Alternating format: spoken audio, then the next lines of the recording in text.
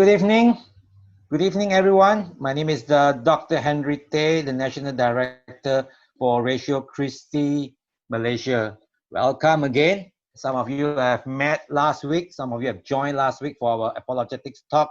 And I'm sure you have learned something from Joe Witt's church. And today we have a very special speaker, the president of Ratio Christi International, Professor Dr. Corey Miller. So I want to welcome you. I hope that you will learn something from Corey Miller. After the session, you can ask questions, and I hope that Corey Miller will give you his answer to you, or any intellectual answer. Okay, now I pass this time to my co-host, Mr. Steven. Okay, pass to him so they can interview Professor Corey Miller, and he will tell you more about Ratio Christi. Thank you, okay, Dr. That's Henry. Good. So welcome. So I suppose it's morning there in the US. How's the weather? How's the weather there? How's 8 a.m.? It's 8 p.m. over here. You had a good breakfast, American breakfast. Or you just rush all the way to the excited about the session today, and just rush all the way to your office. Yeah, very, very excited to be here. This is my first time ever being in Malaysia. Okay. Welcome to Malaysia. Welcome to Malaysia. It's actually not just Malaysia. I think there are a couple of people from other countries as well. We have invited people from Hong Kong. We have invited people from India, Australia, Singapore, and so on.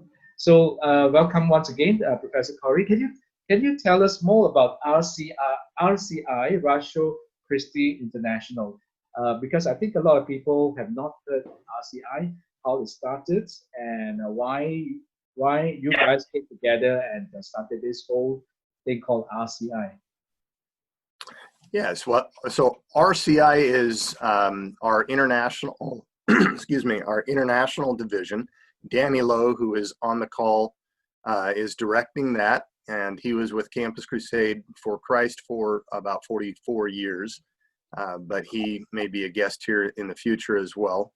Ratio Christi proper, as it started, was founded because there was a need on university campuses where many answers were not being given, and there is a predominantly secular outlook on the campuses, or an outlook that is sometimes undermining, if either inconsistent, if not undermining or downright hostile to the Christian faith. And so to look for answers, a group of students started at about 10 years ago, 12 years ago to be exact, and they went and found some other friends to give them some office space at one point down at SES, where I think Thomas McCuddy will be from next week.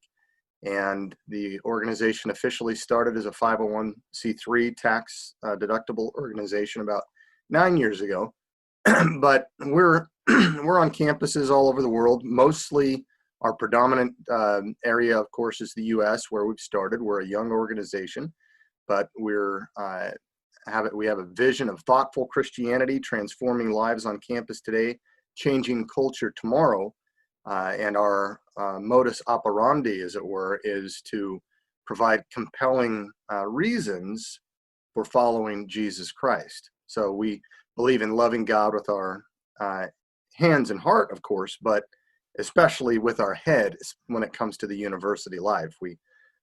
And we'll talk about that a little bit today, how that's consistent with the rise of the universities. Yeah. So currently, how many chapters are there in around the world? How many chapters of RCI? I mean, Malaysia is very one here. Yeah, we probably have about 125. 125, right? That's quite a big number, actually. 125. In which country are they in? Malaysia, one of them. Mm-hmm. Yes. Yeah, very good, very good. Let me guess. Malaysia, India, Hong Kong, China. No, Nothing there yet. nothing there yet. Well, I mean, maybe this is prophetic. What about Philippines, the Australia? UK, South Okay. Africa, All right. Canada. Um, Australia. Talking with someone now in Okay. Australia, Right. uh, talking with someone who is raising their support in Okay. Israel. Oh, okay. So you are spreading very fast as well. Yeah. So okay, what about today's topic? What are you going to talk about today? So, assuming that your talks are more along the lines of traditional apologetic arguments, like some of the top 5 arguments, Right. instead I'm going to go a little bit different direction. We can do Q&A on those others after, but I thought I would talk about the nature and fruit of faith, because we're asking the question, is faith in God reasonable? And Right. sort of parroted off of one of my books, Is Faith in God Reasonable? Okay. Debates in Philosophy, Science, and Rhetoric, which was a debate I hosted at Purdue University between William Lane Craig and Alex Rosenberg, who wrote The Atheist's Guide to Reality. Right. So talking a little bit about, God, what is God? What is faith? And then, is it reasonable? Reasonability or rationality is a normative notion. So I want to talk about that, and then talk about the rationality of religious belief, with or without argument. So the naturalness of belief in God, or the fitness of belief in God, to use a Darwinian term.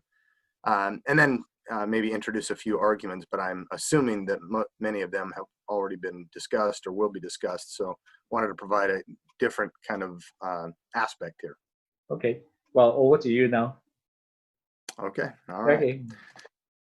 Well, thank you so much, Henry, and all the leadership there for making this possible. And it's a great privilege to communicate with you all. Hope one day to go visit Malaysia, but that day is not today. I grew up in Utah, which is a state in the United States that is dominated by the religion called Mormonism. I was a 7th generation Mormon. My ancestor was a bodyguard of the founder of Mormonism. I became a Christian in the traditional historical sense, and then was later challenged by many of my friends and family, and I started looking at the world and looking at different religions and science and wondering, what is true, and do I want to give my life to something that is just a plain possibility? So I became skeptical for a while, and then became a convinced Christian later. Taught philosophy and comparative religions for the last dozen years at Indiana University. I studied under 2 well-known philosophers along the way, William Lane Craig, who's a double doctorate, many of you probably know in this industry. He was an atheist turned Christian. And then when I began my doctoral work at Purdue University, later to change to University of Aberdeen in Scotland, I was the last student under the famous atheist William Rowe, who is famous for the problem of evil. William Rowe was just the opposite of William Lane Craig. He was Christian turned atheist. So it was a really good opportunity to be able to look at both sides that are sort of the challenges, at least in the West, is naturalism and Christian theism.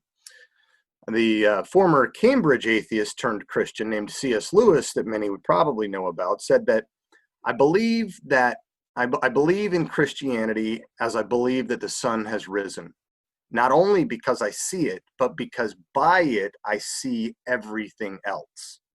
I believe in Christianity as I believe that the sun has risen, not only because I see it, but because by it I see everything else. Christian theism makes the most sense to me as well. A few months ago, an atheist philosopher named Peter Boghossian, who has authored the book, A Manual for Creating Atheists, he invited me to share the best arguments for belief in God's existence in his atheism seminar class at Portland State University. And that's a difficult task, because primarily best is often relative to different people, right? While some think that the ontological argument from being is not persuasive, Others, like Kurt Gödel, referred to as the greatest logician since Aristotle, he embraces it, as does Alvin Plantinga, who is a famous Christian philosopher in the U.S. Time magazine said that he was the greatest Orthodox Protestant philosopher alive.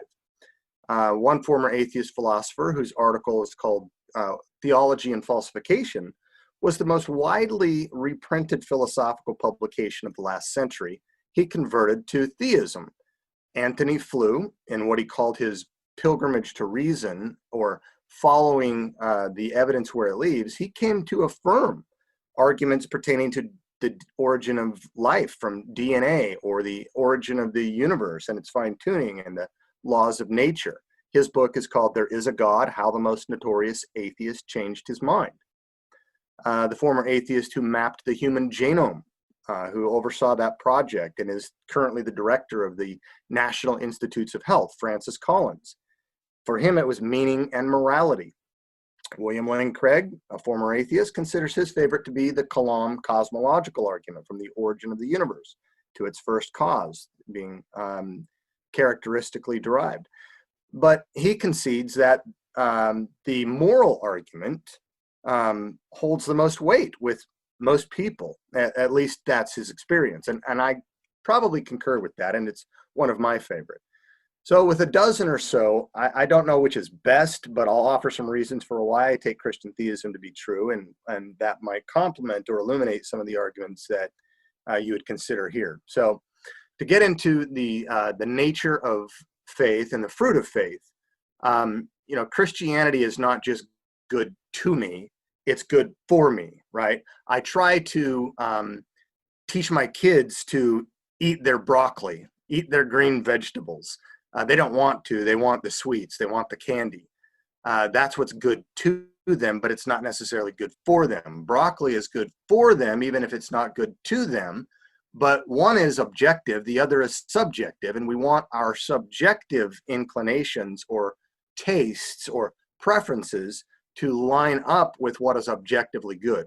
Christianity is good not just to me, but for me and for us, because it's true. So is faith in God reasonable? Well, first of all, God.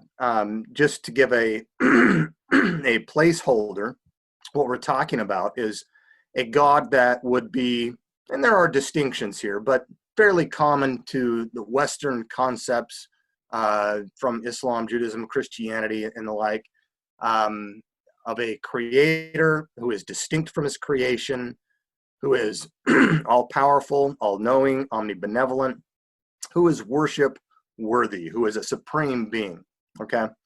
Not just something that we worship because we can worship a doorknob or a table or a career or a drug or some other person, but something that is worship worthy. Reasonable, we'll get to that. And now faith. My atheist colleague in whose classroom I lectured, Dr. Bogosian, and I differ. He claims that faith is a virus. I see it as a virtue whose fruit has been great. Just thinking about this from a historical perspective.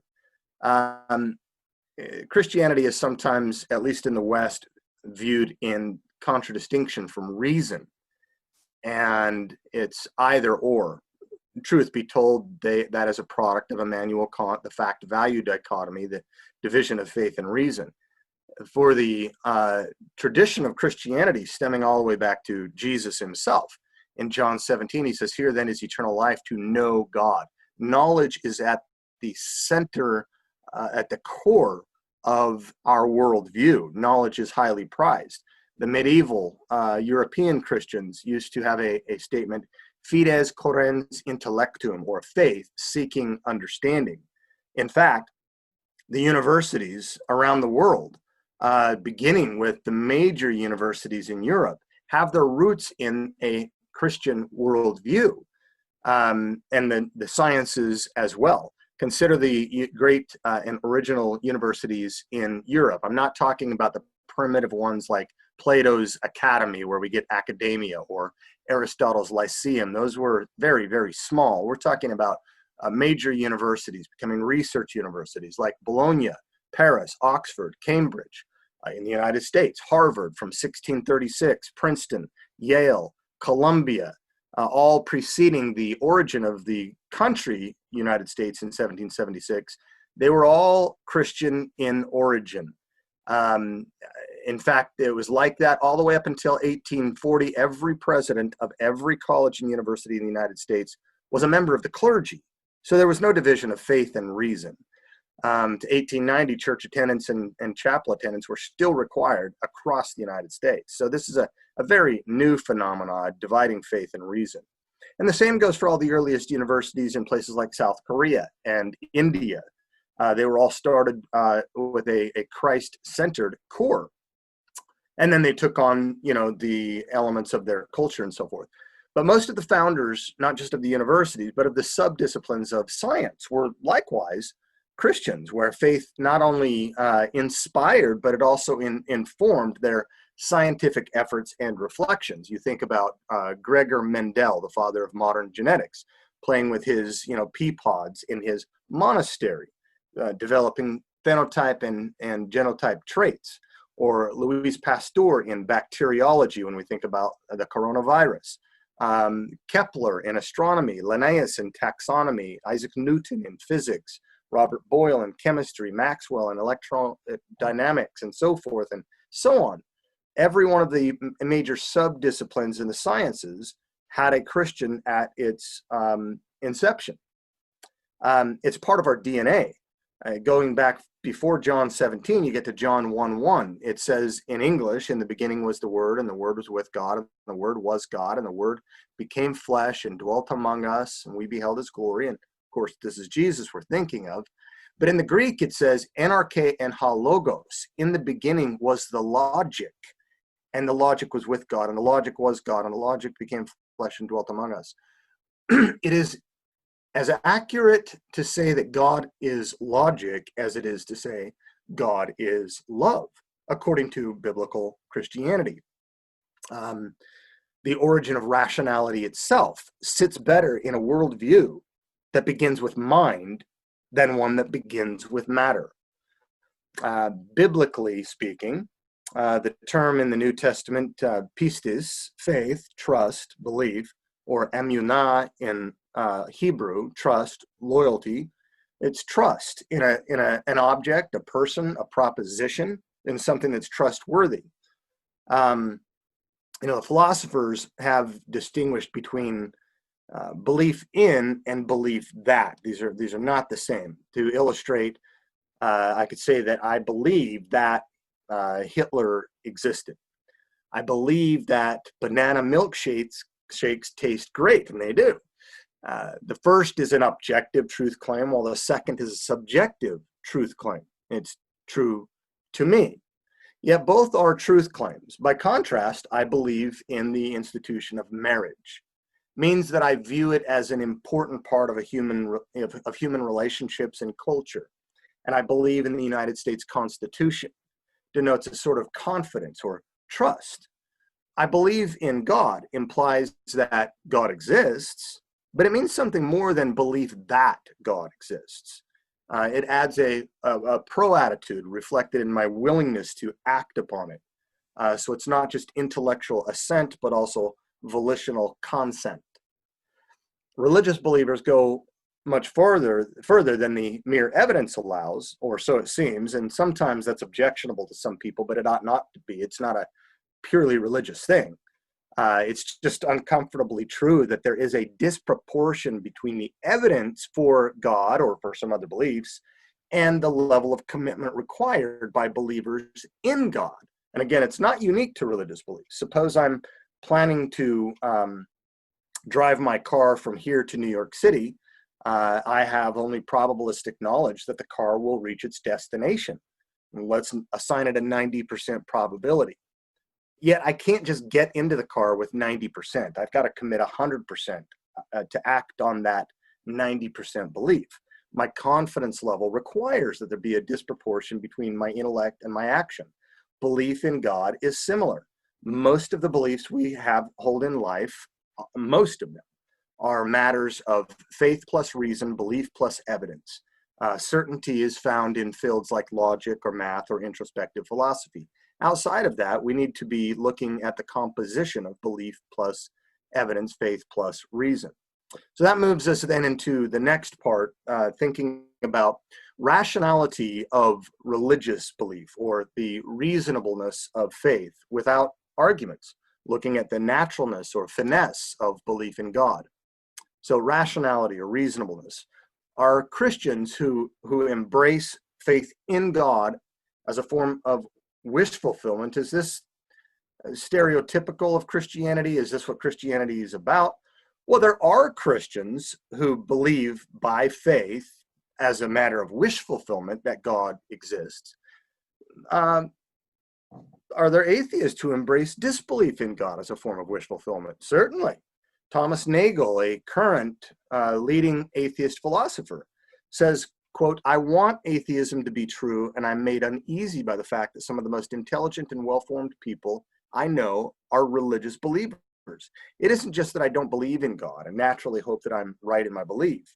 It's that I hope there is no God. I don't want there to be a world like that, a universe like that." So this idea of wish fulfillment has people on both sides. That doesn't mean it's the ideal of belief in God. Following the Enlightenment thinkers in Europe and so forth, you had two other influential people, Sigmund Freud and Karl Marx. Both Freud and Marx raised objections to belief in God, but it wasn't based on the veracity or the truthfulness of those beliefs. It was assuming that the beliefs were false and trying to provide a naturalistic explanation for already assumed false beliefs. And Freud's view, and anyone else like him, would say that it's a matter of psychosis, it's a matter of wish fulfillment, it's some delusion in the mind, something internal to a person. That explains religious belief. Marx, on the other hand, said, no, it's not inside, it's outside. Religion is the opium of the masses. It's the drug for the masses. See, when the rich people go through hard times, they can afford the good drug, opium, the expensive stuff. But the poor people, poor in mind and poor in bank, they need to get something else like the Bible or something like that. So he said that the religious belief is brought on by poor socioeconomic conditions. But once you level the playing field and redistribute the wealth and give everybody the same thing, then people will shed religious beliefs like a snake sheds its skin. So one person says that religious belief is explained by internal problems. The other one says that it's explained by external problems. Neither gave reasons against the veridicality or the truthfulness of Christianity. They were instead just assuming that to be true and trying to give naturalistic explanations. But why assume naturalism is true, right? So granted, if God does not exist, then some form of naturalistic explanation for religious belief in terms of it missing the mark and being rational, unwarranted, or unjustified is probably appropriate. But if God does exist, on the other hand, then the shoe fits on the other foot, on the naturalist foot. So one cannot attend to these epistemological considerations alone of the rationality or the reasonableness of faith in God. One cannot claim that religious belief is irrational and unwarranted unless and until one first presupposes an answer to the ultimate metaphysical question of God's actual existence. You can't give an objection to religious belief unless and until you presuppose the answer to the prior question. So I want to separate for a moment the knowing God via properly basic beliefs from showing God via arguments and evidence, and we'll look at both. Alvin Plantinga, who Time Magazine said is the probably most greatest living Protestant philosopher, he wrote a book called Warranted Christian Belief. He wrote a whole lot of books.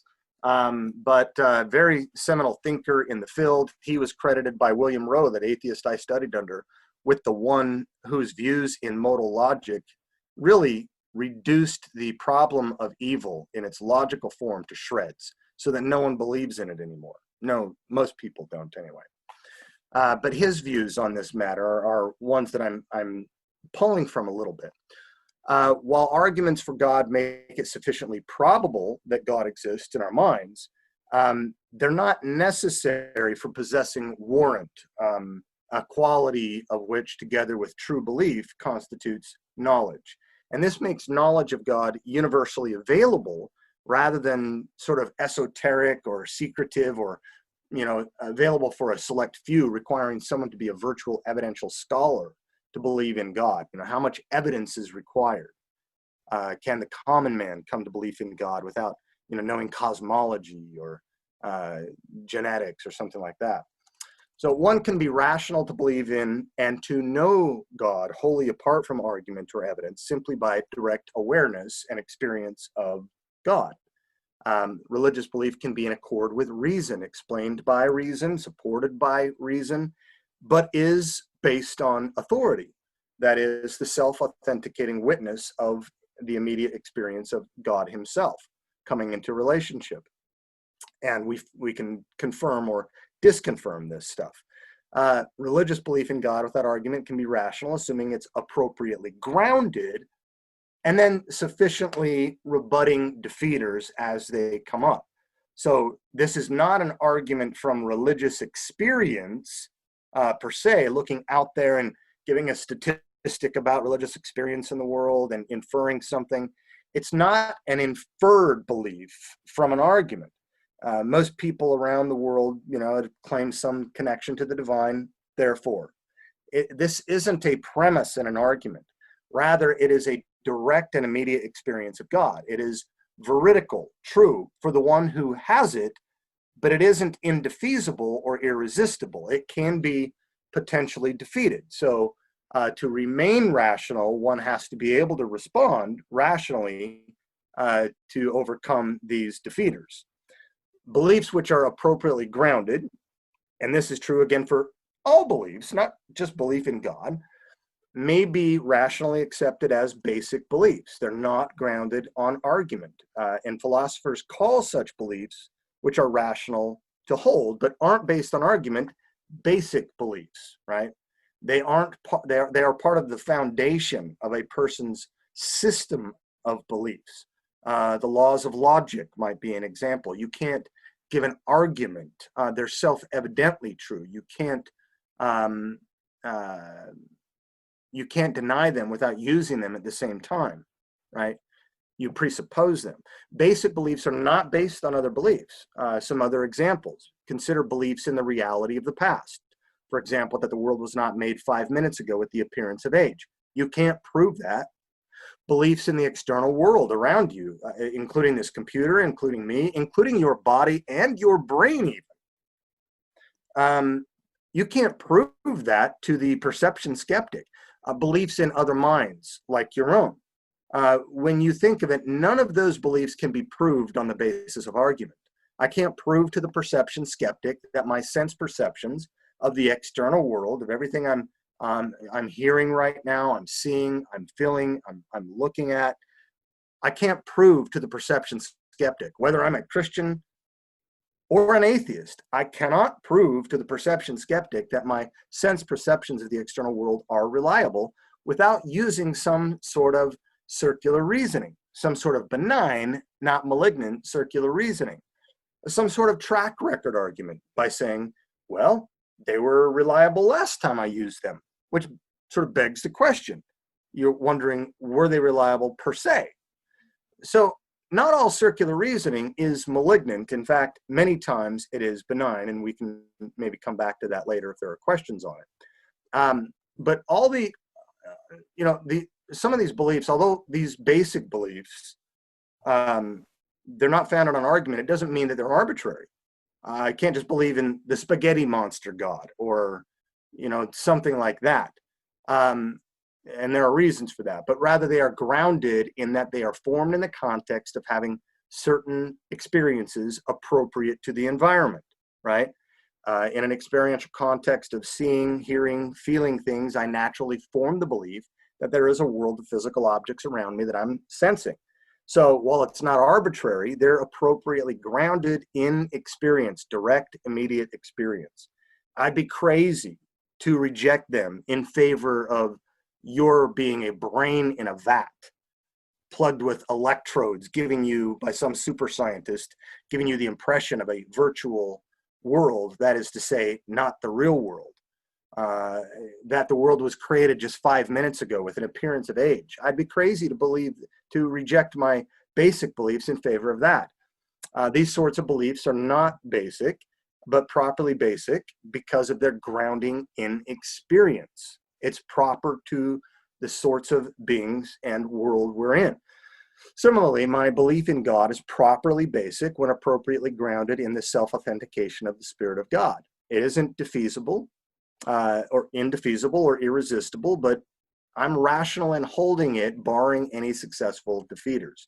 If someone, say an Eastern mindset, challenged my belief about the reality of the external world, that is, it's Maya, it's an illusion, my response would not be necessarily to argue for the reality of the external world, because any evidence I appeal to would be from the external world.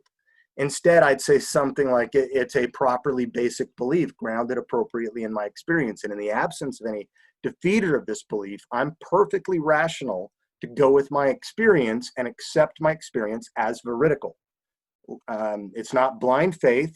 It attends to a certain viewpoint of the formation of knowledge, properly formed. Likely any argument on the basis of evidence used to defeat my belief will be less certain than my basic belief.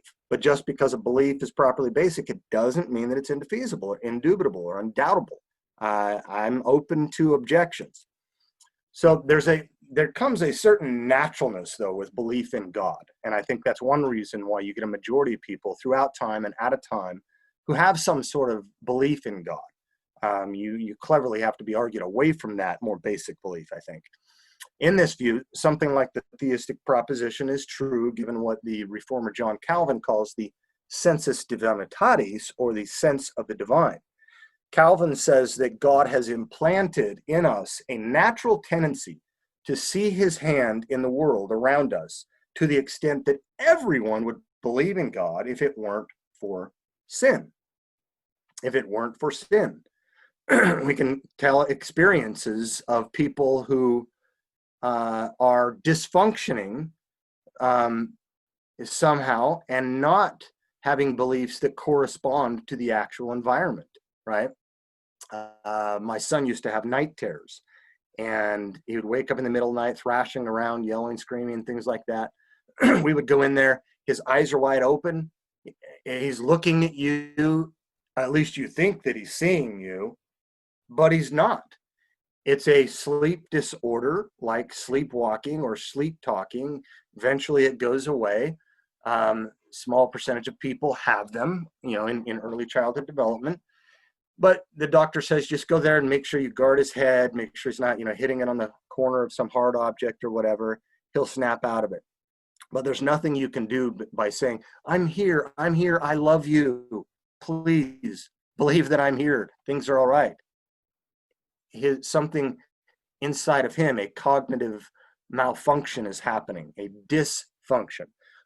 But note that dysfunctionality presupposes proper functionality, just like illusion presupposes reality, or injustice presupposes justice.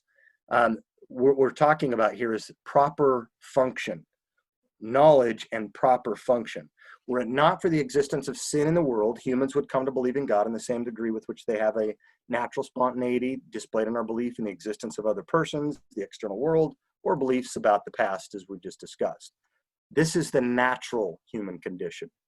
Given that belief in God is formed in us naturally apart from sin, any epistemic ambiguity with respect to God's existence isn't about the evidence per se, but with the interpretation of the evidence. And human blindness caused by sin is the primary problem of what some call the problem of divine hiddenness, the question as to why God is not more obvious to all persons. It may not be because God's revelation is not there, but because something inside us is blocking it, whose fundamental problem is not solved by an increase in evidence or reason, but in repentance in light of divine holiness and love.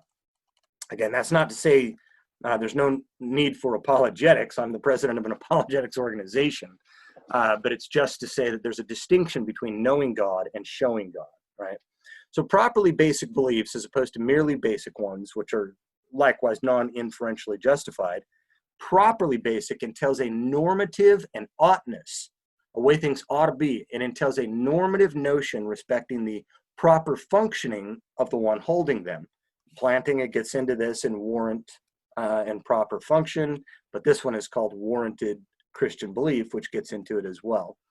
And so the relevance, it's relevant to assigning rational culpability to belief or non-belief in God's existence. This whole normative notion of proper function in belief formation is relevant. If theism is true, Christian theism in particular, then it seems quite reasonable that God could create us such that our noetic faculties or our cognitive faculties are adequately aimed at truth, rather than merely survival in the naturalist sense. When we are properly functioning the way we were designed to function as God's image bearers. Someone knows something, for example, like if someone has a case of knowledge, if a certain condition obtains. One, the belief produced by cognitive faculties that are functioning properly as they ought happens, okay? Two, the cognitive environment, and maybe I ought to put that on the screen in a moment, or we can go back to it, is appropriate for those faculties. If I say I see a big elephant coming at me, and yet I'm in a 10 by 10 room, that environment is not appropriate for those faculties to deliver that form of belief, because elephants are bigger than the 10 by 10 room. And three, the purpose of the faculties producing a belief is to produce true beliefs. Not every worldview could rightly suggest that the purpose of the faculties producing the belief is to produce true beliefs. And we'll look at that in a bit. In this case, the objective probability of a belief being true in that condition is rather high. The notions then of proper function and cognitive equipment aimed at true beliefs seem more adequately accounted for on a theistic rather than on atheistic grounds. Arguably, our cognitive operations are better accounted for given that conjunction of theism with or without evolution than the conjunction of naturalism, atheism, plus evolution. The view that naturalism is true and that evolution are true combined provides an internal self-defeater. This is something huge. If God exists, then it's very easy to explain the emergence of rational creatures. We began with mind and we have little minds, whether divine fiat or guided evolutionary process. Hence, theism has greater explanatory power on this note.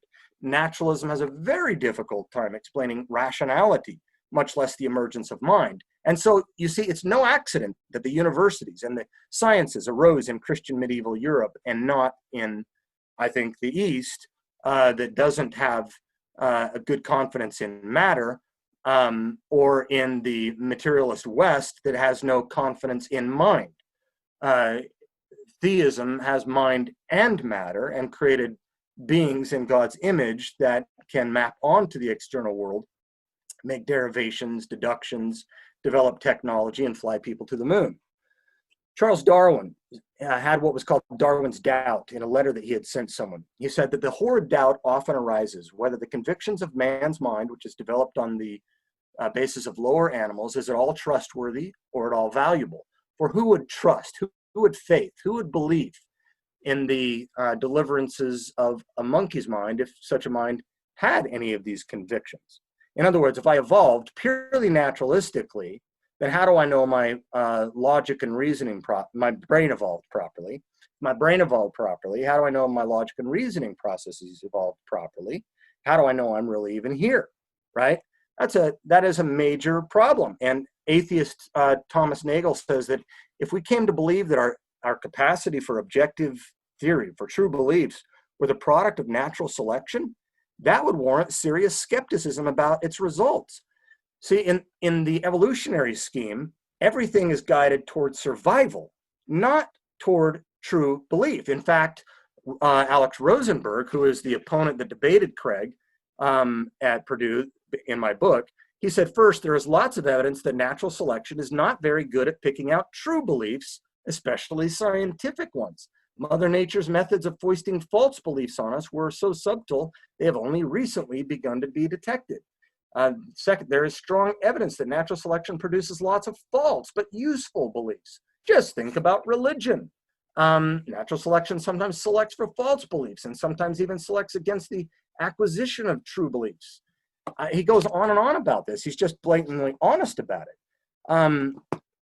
Think about this. If you and I were in the Serengeti, we were in the jungle or something like that, where we saw a fierce animal, and your perception was coded accurately, mine was malfunctioning consistently, and I had a depth perception problem. I see things that seem to be a lot closer than they are in reality. If there's a lion there and it's 200 yards away and I see it as being 20 yards away, who is going to run faster? I am. You don't need a cognitive equipment to code for true beliefs in order to survive as the fittest. You need beliefs that code for survival. And so Patricia Churchland, an atheist philosopher, said, boiled down to essentials, a nervous system enables the organism to succeed in the 4 F's: feeding, fleeing, fighting, and she uses a cuss word here, I'll call it reproducing. The principal core of the nervous system is to get the body parts where they should be in order that the organism may survive. Improvements in sensory motor control confer an evolutionary advantage. A fancier style of representing is advantageous so long as it is geared to the organism's way of life and enhances the organism's chances of survival. Get this. Truth, whatever it is, she says, definitely takes the hindmost. That is, evolution is concerned not so much in delivering for us true beliefs from our cognitive equipment, but the world so much as it is for survival of the fittest. Her point is that it gives us reason to doubt 2 things. One, that a purpose of our cognitive systems is that of delivering for us true beliefs, and 2, that they do in fact furnish us with mostly true beliefs. I can't have confidence in my beliefs that they're true, then I can't have confidence in my belief that evolution is true, or in my belief that naturalism is true. Or especially when you conjoin those 2 together, as opposed to theistic evolution, perhaps, naturalism plus evolution gives a self-defeater. I can't have confidence in my beliefs at all. This is a major problem for naturalism. Naturalism plus evolution is self-defeating and can't be rationally accepted. But theism can easily explain these things. It is rationally acceptable, and then I can move into the realm of apologetics if I need to give intramural arguments for different theistic traditions and which one seems to comport best with the evidence. But theism versus, say, atheism or pantheism seems to make the most sense. You know, Leibniz, the father of modern calculus, said that the atheist can be a geometer, but without God, there would be no geometry. Plantinga's take is that the atheist can be rational, but without God, there would be no rationality. That's why the rise of the universities is no historical accident. It's essential to the DNA of Christianity, which is not just good to me, but good for me and good for the world. Universities are good. Science is good. The atheist can be moral, but without God, there would be no morality. So the theist has an easy answer to the relevant set of questions. What is proper functioning? What is it for my cognitive faculties to be working properly, working as they ought? What is cognitive dysfunction? What is it to function naturally? My cognitive faculties are functioning naturally when they are functioning in the way that God designed them to function.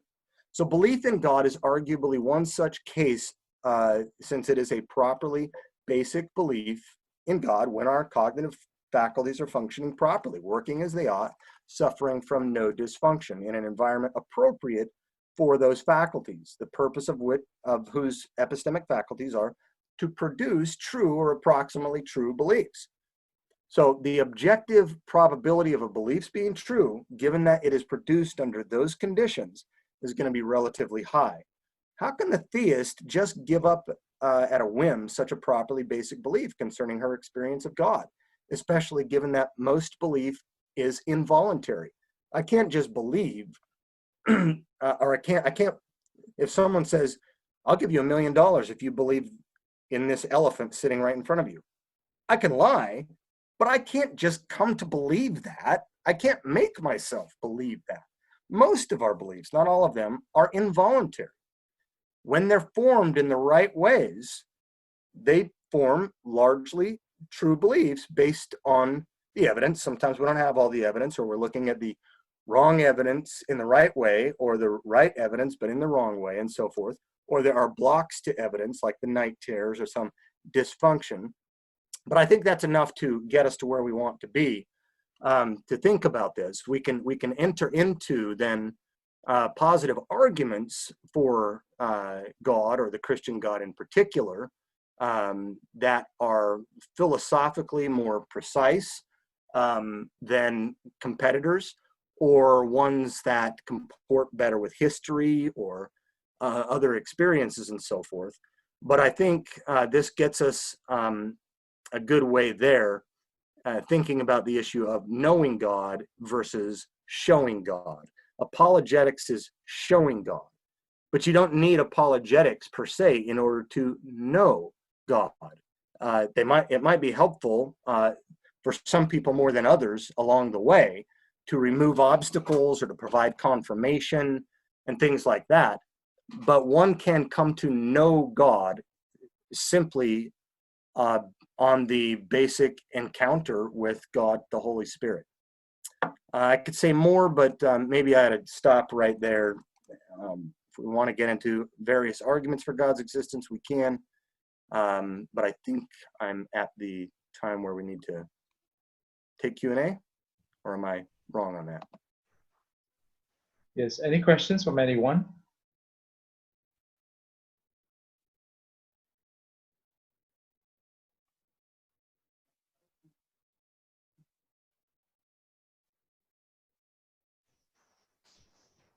Are there any questions from anyone or seek clarification?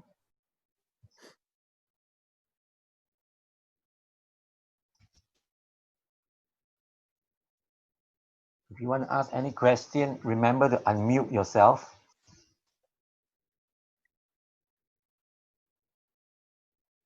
Corey, I take it you're talking about the issue of, at least part of your talk is about the issue of certainty.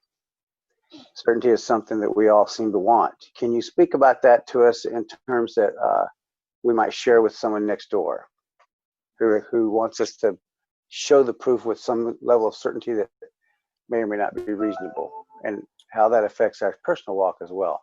Sure. And given our, thanks for that, Danny, given our over-reliance or overconfidence in science, and our underconfidence, if you will, in genuine faith, belief, trust, let me say that there are certain things science can never know. And that which science takes itself to know, it can never know with certainty. Science gives us probabilistic conclusions at best. I mean, our best theories in science, like the laws of thermodynamics, no physicist is going to tell you we have absolute certainty in that. Probability. And of course, there are philosophical assumptions, there aren't there, that the external world is real, that my mind is capable of mapping onto the external world and accurately deriving beliefs that correspond to reality. There are so many assumptions that we do just in science to even get off the tarmac, that it's silly. If you go to our website and look at our faith and science apologetics, you'll have about 9 lectures there from very good thinkers. I'm not one of them, but you have people like, physicist Erica Carlson here from Purdue, Stephen Meyer from the Discovery Institute, one of the top 50 chemists in the world, James Tour, and various other people, if you want to go look at that. And I give probably a 40-minute lecture on putting faith and science in their place.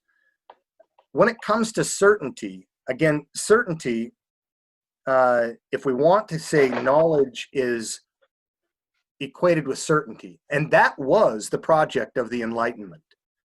The Enlightenment was a quest for certainty. And most people would say the Enlightenment ended in failure.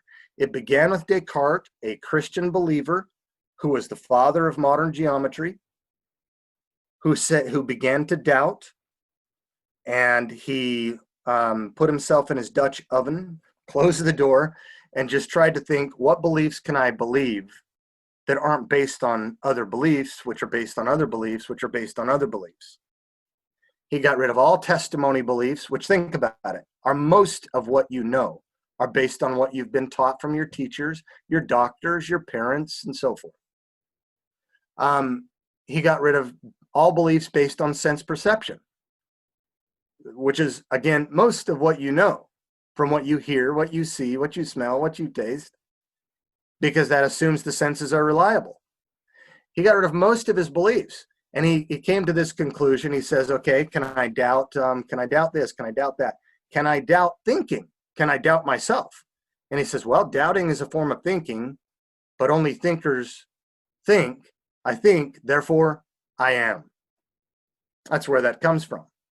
So he could doubt his own brain even, or his own body, the external world, but he couldn't doubt his self. There are certain things that you can know with absolute certainty, and introspective philosophy like that is one. Mathematics is two. Logic, three. Outside of that, most everything we believe is a matter of faith plus reason, belief plus evidence. Even Aquinas, who my dissertation was partially on, it was dealing with Aristotle and Aquinas and Moses Maimonides, the three most prolific writers and thinkers in their Greek, Jewish, and Christian traditions. Even Aquinas believed that faith was necessary prior to the fall of Adam, because the idea of certainty in, say, the nature of God is not even available in the pre-fallen world. That'll be in the post-fall. Aquinas thought that faith was necessary to move the will. He talked about living faith as being a composite of the one part of it was faith is a virtue, an intellectual virtue, but it was combined with a moral virtue, charity. And so living faith is a combination of the two. Dead faith, you might think of James 2, is mere intellectual assent, not coming along with volitional consent, right? God wanted us in such a state as to move the will, to decide, to freely decide to get on the plane, even though I don't know for certainty that the plane will make it. I don't know for certainty that the car will make it. I don't know for certainty that the pharmacist or the doctor writing the prescription is even a legitimate medical doctor, let alone the pharmacist could read the bad handwriting of the medical doctor and provide the right solution to my ailment. Most of what we believe in life is a matter of faith plus reason, belief plus evidence. And belief in God at this juncture is no different. Now, to come back to this, the Enlightenment defined knowledge in terms of absolute certainty. I think it was wrong. I think we can have knowledge without having absolute certainty. It's just we're not setting the bar so high as to have geometric kind of knowledge, right? And that's fine. We get along just fine. Our mothers taught us to look both ways before we cross the road. We don't know that that car is coming or that it even exists when I see it coming. But I'm willing to bet my life on it. My noetic equipment is properly functioning and it's doing very well. I would have to be crazy to believe that this is all just an illusion or that my brain is in a vat by some super scientist plugging me with electrodes, giving me this impression of a virtual reality, which is to say not a reality, right? So I can have basic beliefs or properly basic beliefs, which are veridical, which are true. And yet still be open to defeaters. And when those defeaters come, when those objections come, that's when, if I'm going to remain rational, I'm rational initially in accepting it. To remain rational, that's where I go beyond knowing God to showing God, right? Or knowing something about the pharmacist or the plane to showing. But knowledge is not what the Enlightenment thinkers defined it as. From Plato onward, it was justified, true belief. You got to have all three of those. Planting puts warrant in there, and it's got a different nuance than justification, because justification found its rooting in the Enlightenment thinking or our understanding of it. Warrant is that quality or quantity of which, together with true belief, constitutes knowledge. Knowledge of God, John 17, is the heart of the Christian message. We cannot say that knowledge of God doesn't exist for us without throwing the whole thing out. We just don't have to believe Cartesian version of knowledge, the absolute certainty issue. If that's the case, no one has it. The atheist, like the Christian theist, is caught on the same problem when it comes to the perception skeptic. If the perception skeptic wants us to prove that our sense perceptions are reliable, we can't do it. But I don't need to refute the perception skeptic in order to go out there and live my life. I just need to be able to rebut him and claim my beliefs are rational and move on. You've not given me a reason not to disbelieve, so I'm going to move on. You stay in your paralysis in your corner and ask why, and doubt. But the bad thing about skepticism is you have to be skeptical even about skepticism. And so it's self-defeating, right? All right, I probably went outside of what you were asking there, Danny. Any other questions? And by the way, let me mention something. If you want to go, this book by Routledge, it's got a half a dozen atheists and half a dozen Christians in physics, rhetoric, and philosophy commenting on, hey, look at that. He's got one. It's based on a debate that you can go on YouTube. I had maybe 2 more pieces of hair at that time when I was moderating it. But you can watch the debate between Alex Rosenberg, the department head of Duke University, and William Lane Craig, and judge for yourself. Craig gives 8 classical Craig-type arguments, from mathematics to intentionality to the Kalam to moral argument to the resurrection history behind Jesus and so forth. And you can see them going back and forth on this to look at more standard apologetics. And that's what this book was about. Can I ask you a question? Can I ask you a question? Sure. Okay. Is the experience with God make the person faith no doubt, no need reasonable anything? Experience with God. You understand? It's the experience with God. Yes, experience with God. Is it can be reasonable enough? Yes. Because some people, they never experience God. They say cannot rely on experience. But I find it, when you experience God, the presence of God, tangible presence of God, you make your faith more solid, in a way. Do you agree? Yes. I mean, if my knowledge of God were based solely on, What? if my knowledge of God were based solely on some set of reasonable facts, that may be publicly accessible. But let's say I don't have a PhD in that particular field. I have a PhD in this particular field. And some expert comes along and leads me astray in the field that I don't know. Maybe he's right, but maybe he's not right, or maybe there's some fact not being represented or not being discovered yet. Then my belief in God is tarnished, And that's for someone who has a PhD, but I just don't have a PhD in that field, and that field, and that field, and that field. How many PhDs does it require for someone to have an adequate, reasonable knowledge of God? The knowledge of God brought about by the Christian God, according to the scriptures, is sufficient for condemnation. Romans chapter 1, for example, says that in the divine creation and the moral conscience, both within and without, therefore we've got external and internal, it's sufficient to render someone without excuse. Bertrand Russell, when he was asked, the famous atheist, why I am an atheist, and someone asked him, if you stood before God on Judgment Day, and what would you say? And God turns out to exist.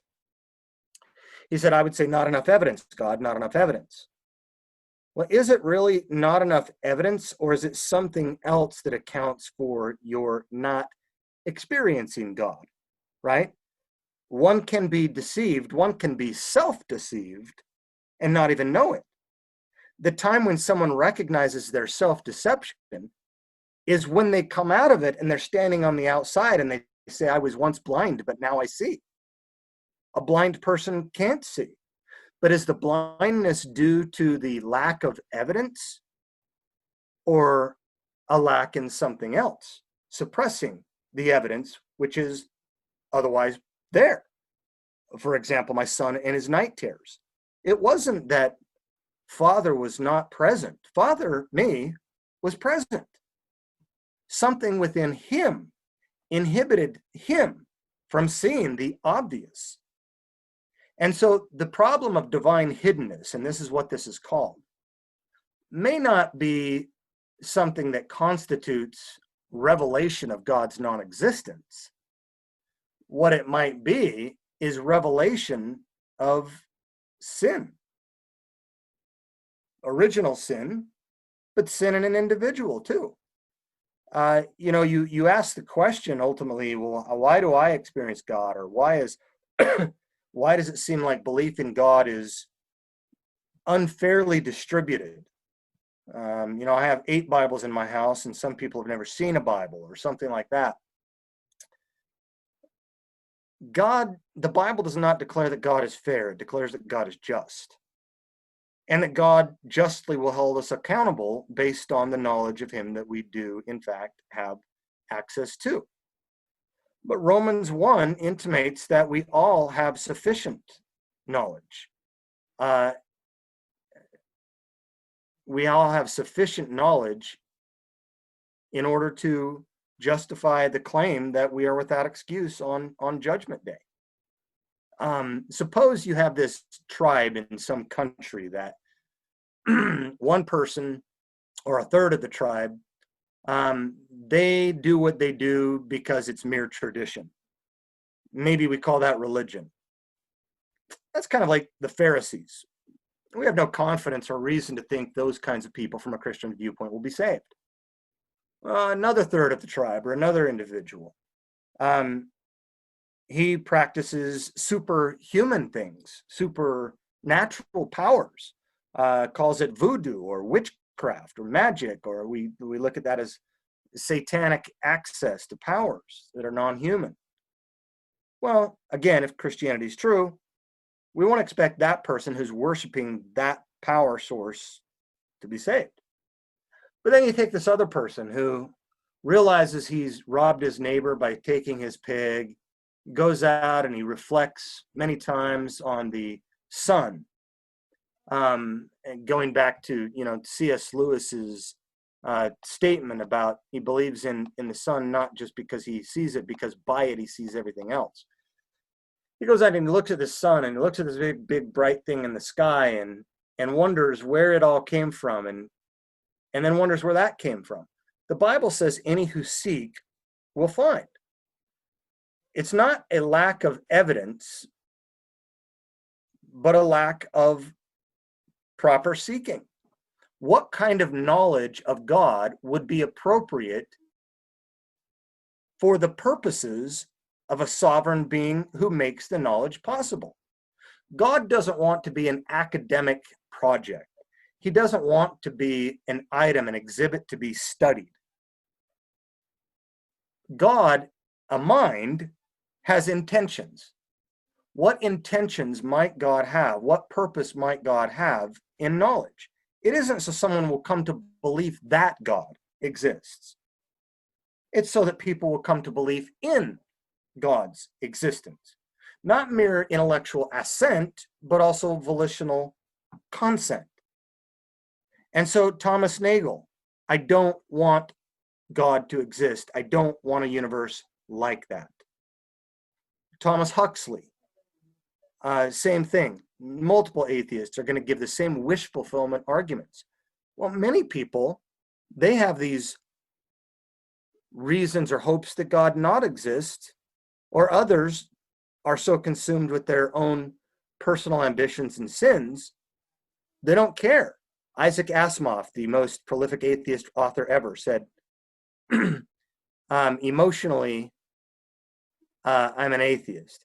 I don't have any reason to think God doesn't exist, but I so strongly suspect he doesn't that I don't want to waste my time. Emotionally, I'm an atheist. So I don't know, I don't understand the mystery of the unfairness. It is not unjust, but fairness and justice are not identical. That's a problem happening in America right now. People are thinking that equality and justice are the same thing. Inequality equals injustice. It doesn't. But that said, back to this issue, God is just, and God wants people to come to know him. And God is capable, if necessary, dropping a Bible out of the sky, sending a spirit. There are many accounts of people in other religions whose name I won't mention, who come to know Jesus through dreams without encountering some missionary to tell them about Jesus. God is capable. I don't know why people don't believe what is to me otherwise obvious. I think people don't believe because their heart not humble enough to receive. If they're humble enough, they even can call God to show himself to them. That is the problem with the people who atheists or those who not sincerely want to know God. For me, I think if a person genuinely want to know God, want to experience God, I believe God never failed him. That's my belief. I agree. The soil has to be appropriate for the seed to take root.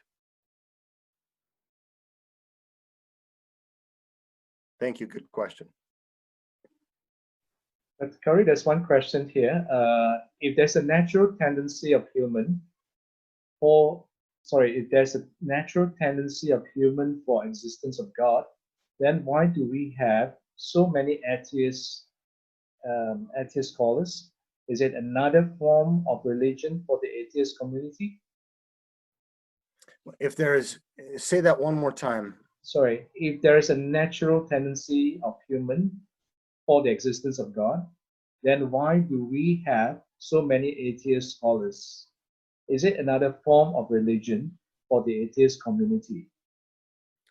It was the word after atheist. Why do we have so many atheist followers? Another form of religion for the atheist community. I guess I would reiterate some of what I just said. I think belief in God is natural. And by the way, for those of you who like books, a fairly recent book by Paul Copan and philosopher Charles Taliaferro, The Naturalness of Belief.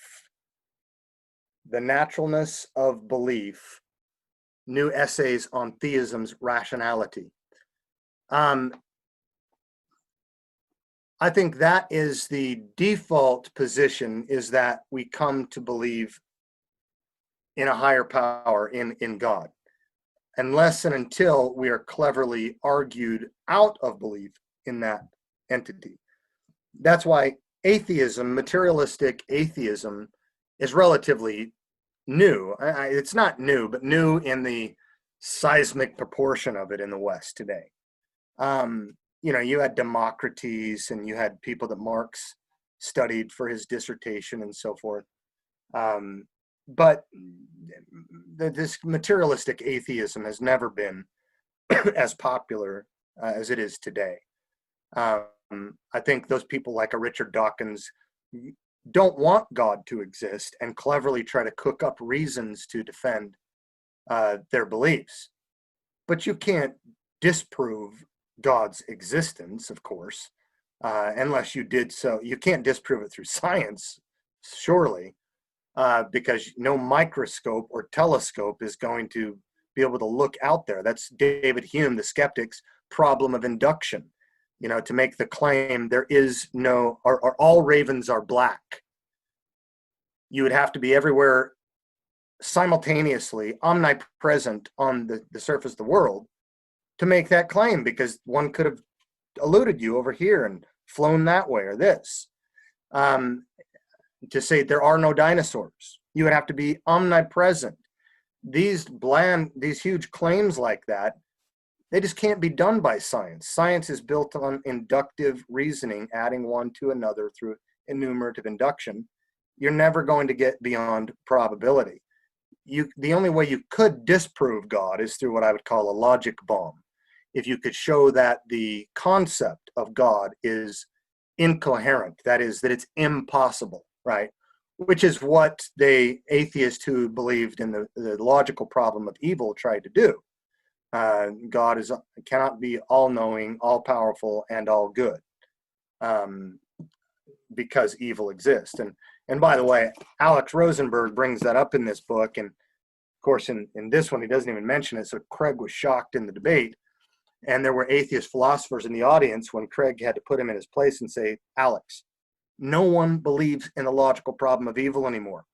In fact, Paul Draper, an atheist philosopher in the audience right now, has written on it. Since Alvin Planting had dealt it its death blow, there's no argument for that. So you can come up with a logical argument, if you can, that shows that God as an idea is impossible. If you're successful, that would be the way to disprove God. Otherwise, you can't. So atheists are better suited to be agnostic. They're trying to change the term, and many try to say, I lack theistic belief, and try to shift the burden of proof. Now, agnostic is the position that says, I don't know. But that's a bad position. It's a good position maybe on your journey to be on the fence. But reality is either God exists or doesn't exist. It's not, I don't know. That's your problem, not reality's problem, right? You have to, at the end of the day, you have to play the game. All people will meet death, and you will either find out for certain that God exists, or it'll just come to an end. And you want things to go your way in a good way if God does exist. So I think that generally speaking, the naturalness of belief is played out in world history. It is the default position, but also original sin is a default inclination, right? And so Genesis 1, which precedes Genesis 3, tells us we have this natural telos, a natural purpose, a goal, an end, to pursue the knowledge of God. This is how Aristotle begins his metaphysics. Man by nature desires to know. To know what? To know ultimate reality. We have this desire, and it's this natural telos, and that does not go away with Genesis 3.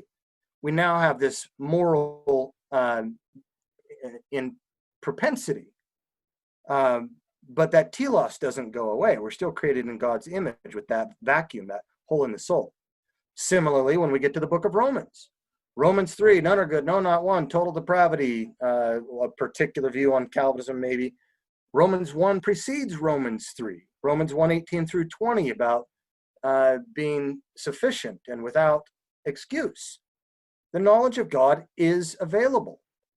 But as one of the commenters said, people who don't know God aren't seeking God or don't have the right soil that would accept God's revelation.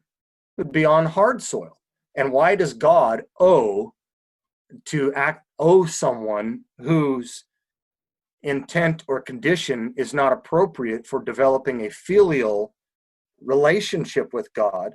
Why should he put himself in a cage like an animal in a zoo to be an exhibit to be studied?